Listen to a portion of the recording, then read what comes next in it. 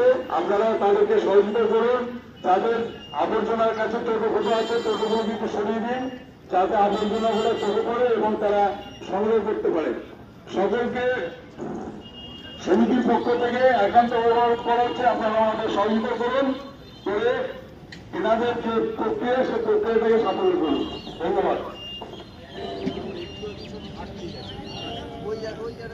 Dump করেন, আমরা সেইগুলো থেকেই সার তৈরির চেষ্টা করব, সেগুলো সংগ্রহ করে।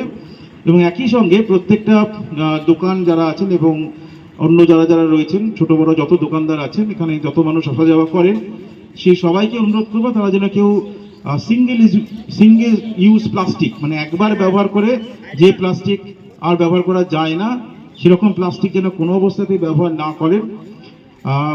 যাতে প্লাস্টিক, আপনারা সকলেই জানেন যে পরিবেশের পক্ষে একটা অভিশাপ, যে কারণে প্লাস্টিকের তৈরি হয়েছিল, আবিষ্কার হয়েছিল। আর আমরা যে এখন যে উদ্দেশ্যে ব্যবহার করছি দুটো সম্পূর্ণ আলাদা। এখন আমরা প্লাস্টিক শুধু একবার ব্যবহার করার জন্য ব্যবহার করি না, যেটা সিঙ্গেল ইউজ সেটাকে বারবার ব্যবহার করি। তো এতে ওই প্লাস্টিকের ভেতরের যে অংশগুলো, খুব ছোট ছোট অংশ ওখান থেকে ক্ষয়ে গিয়ে আমাদের খাবারের সাথে ভেতরে ঢুকে যায়। আমরা জল খাবার বোতল যেটা একবার ব্যবহার করে ফেলে দেওয়ার কথা সেটা বারবার ব্যবহার করি। আমরা যে ক্যারি ব্যাগ ব্যবহার করি কোনো সহজে জিনিস আনার জন্য, সেই ক্যারি ব্যাগের মধ্যে অনেক সময় গরম খাবার রাখি, সেটাও ধুয়ে আবার ব্যবহার করি যতক্ষণ না সেটা ছিঁড়ে যাচ্ছে। আর প্রত্যেকবারই সেখান থেকে ছোট ছোট অংশ চারদিকে পরিবেশের মধ্যে ছড়িয়ে যায়। এবং তারপরেও যে প্লাস্টিকগুলো আমরা ফেলে দিই, সেটা নির্দিষ্টভাবে প্রক্রিয়াকরণ না করার ফলে সেটা আমাদের বিভিন্ন নদী নালার ভেতরে জমে যায়, এমনকি মাটির তলাতেও সেগুলো চলে যায়, মাটির উপরের স্তরেও জমে যায়, আমরা বুঝতে পারি না। সমস্যাটা হয় কি, মাটির নিচে যে জলের স্তরটা আছে সেই স্তরটা রিচার্জ হতে পারে না ওই উপরে প্লাস্টিক জমে থাকার কারণে। তো সেই কারণে আমরা পুরো নাকাশিপাড়া ব্লকের সর্বত্রই প্লাস্টিককে নিষিদ্ধ ঘোষণা করব ধাপে ধাপে। এই মার্কেটে যারা আছেন, আমার কথা যারা শুনতে পাচ্ছেন, তারা এটা মনে রাখবে যে আমরা খুব দ্রুত প্লাস্টিকের বিকল্প আপনাদের সামনে উপস্থাপন করব এবং সকলকেই প্লাস্টিক ব্যবহার করা, সিঙ্গেল ইউজ প্লাস্টিক বিশেষ করে ব্যবহার করা বন্ধ করতে হবে। এবং যারা এই কথাটা মানবেন না তাদেরকে ফাইন দিতে হবে।